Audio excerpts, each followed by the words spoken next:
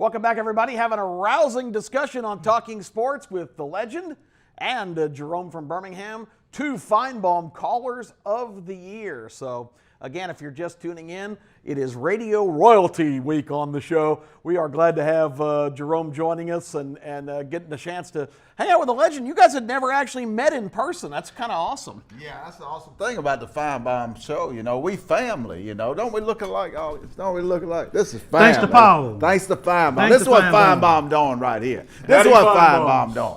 Taking a fanatical, crazy fan and giving us family. That's what it's all about. And it wouldn't be Feinbaum if he wouldn't be family. I tell you, man, it's just been a pleasure to meet the legends, the Phillies, the I-Mans. You can go on and on and on. I appreciate Paul for that. Well, let's not talk about I-Man. Well, I got to give him a little credit. He's part of the characters. Yeah, he's one-eyed buzzard, but we'll let The legend doesn't get too emotional Well, you know, about the hey, Auburn folks. We do it like that Ugly sometimes. possum.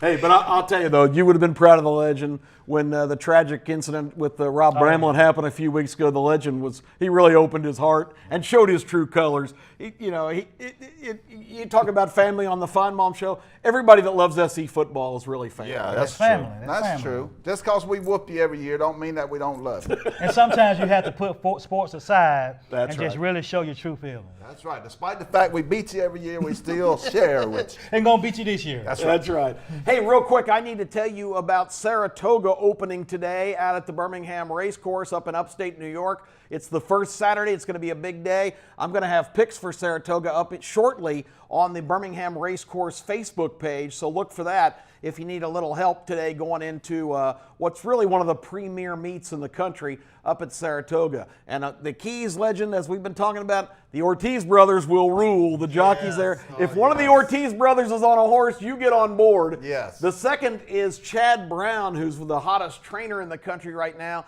He's importing a bunch of European horses for this meet, and they'll all run like crazy. So if you see Chad Brown's training, that's another place to jump on. And the third thing is, don't just look at the board and bet favorites. You know what the nickname for Saratoga is? The Graveyard of Favorites. Oh, I love it.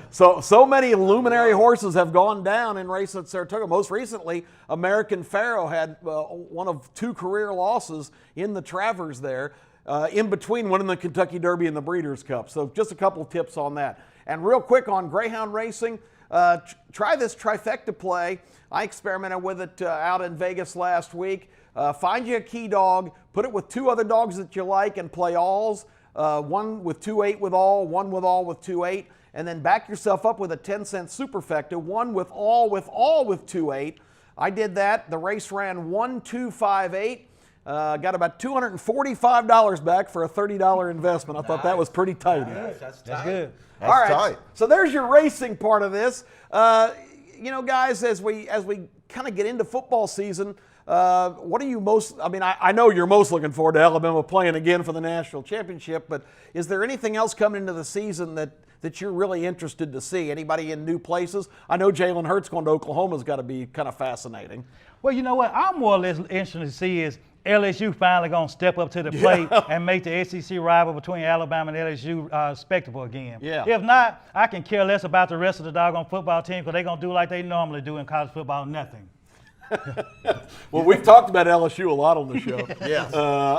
I shocked the legend a few weeks ago when I put Coach O in the bottom five because if you've got the horses, you've got to produce. Yeah. Well, I think they fell off when Les Miles didn't keep pace with Coach Saban several years ago. That done cost LSU the last, 8-9 years. Then killed them. What do you think of the Tigers coming in, legend? Well, I think they're not Alabama, and if you're not Alabama, you're in trouble in the SEC. You're an also-ran. Yeah, you're a cup. You know what I'm looking forward though, too, Kip? What's that? Let me get this out. I'm looking forward to all you haters crying when Alabama runs the table and beats that butt of Clemson in the national championship. I can't wait to hear you. Alabama cheated. They got that call. They should have got a call. They called. We coming.